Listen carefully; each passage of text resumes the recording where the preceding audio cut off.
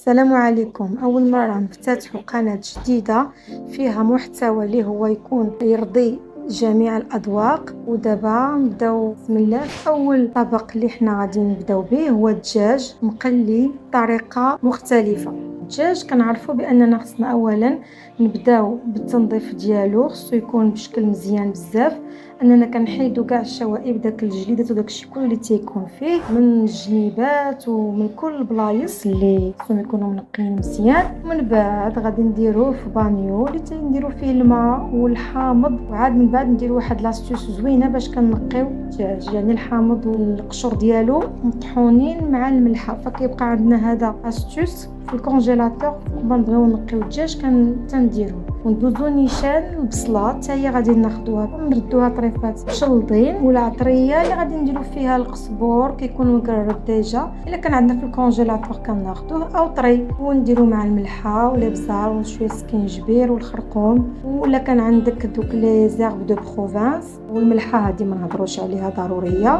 الثومه اللي هي حتى هي ضروريه خصنا نزيدوها شويه بزايد طحونه مع العطريه اللي درنا.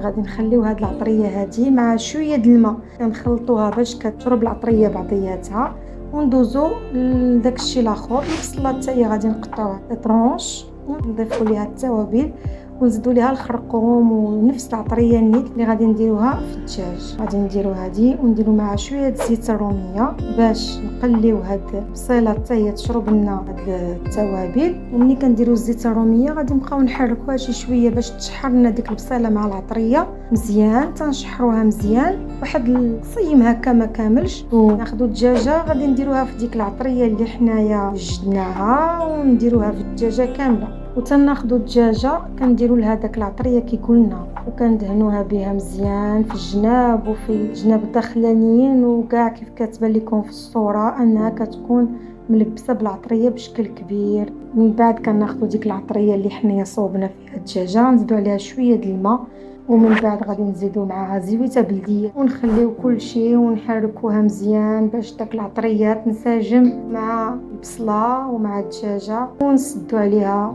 نخليوها تاخذ واحد الوقت ديال الطياب. ما غايكونش كتير حيت ماشي دجاجه كبيره، هادي غير كوكلي. ضروري ما الصدر غادي نديروه لتحت باش هو اللي تيبغي الطياب. كانت دجاجه كبيره غادي نديرو لها تقيبات في سكين ولا بداك القطيبات ديال الخشب اللي تيكونوا كبار. والماء ما كنكثروش منه بزاف، يعني غير واحد النسبه ديال الماء. ديك البصله حتى هي كتطلق الماء ديالها ونسدو عليها في الكوكوط ونخليوها 25 دقيقه هكذاك. بالاضافه غادي ناخذ المرافق اللي غادي يكون معاه هي البطاطا، هي باش غادي ندخلوها للفران. البطاطا كتكون هكذا طرونشات ماشي غليظه بزاف ماشي رقيقه عاوتاني بزاف، وغادي نديروها دي غونديل وغادي ناخذوها في طلق شي شويه مع الملحه. ومن بعد بعد ما طابت الدجاجه تقريبا وجدات، ماشي غادي نخليوها طيب 100%، غتبقى فيها واحد شويه ديال الطيب. غادي تكملوا مع داك التحمار ديال البطاطا فاش غادي ندخلوها للفران تقريه. صافي ديك الساعات غادي ندخلوهم للفران. من هذيك البطاطا غادي طيب،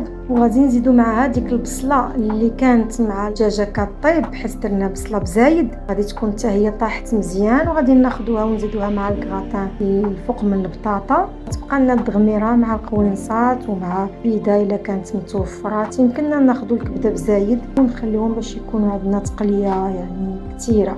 صافي غادي نديرو هكا كي كتشوفوا في الصوره اننا غادي ناخذوا البصله اللي كانت في الكوكوط مع الدجاجه غادي نزيدوها على البطاطا من الفوق وباي طريقه بسيطه. ها هي دابا في الصوره كتبان بان داك التقليه اللي غادي نخليوها تغمر مزيان غادي نزيدوها حتى الاخر. ومن بعد البطاطا خصها تحمر مزيان. يمكننا الا بغينا نزيدو طاطا يعني تحمر لينا نحيدو الدجاجه ونخيطوها حتى كتولي محمره مزيان. صافي هكذا نكونوا وجدنا الطبق النهائي ديال التقديم. وهكا كتكون هذيك غير القشره ديال الدجاجه مع الدغميره اللي تحمرت شويه وراها محمره مزيان في الكراطه. ولا بغينا نحيدوها ونخليو داك البطاطا تزيد تقريه مزيان، كان عندنا الاختيار اننا نديروها كيف بغينا، ولا بغيتيها غير بحال هكذا مقليه شي شويش. صافي شكرا للمتابعه ديالكم وحاورة.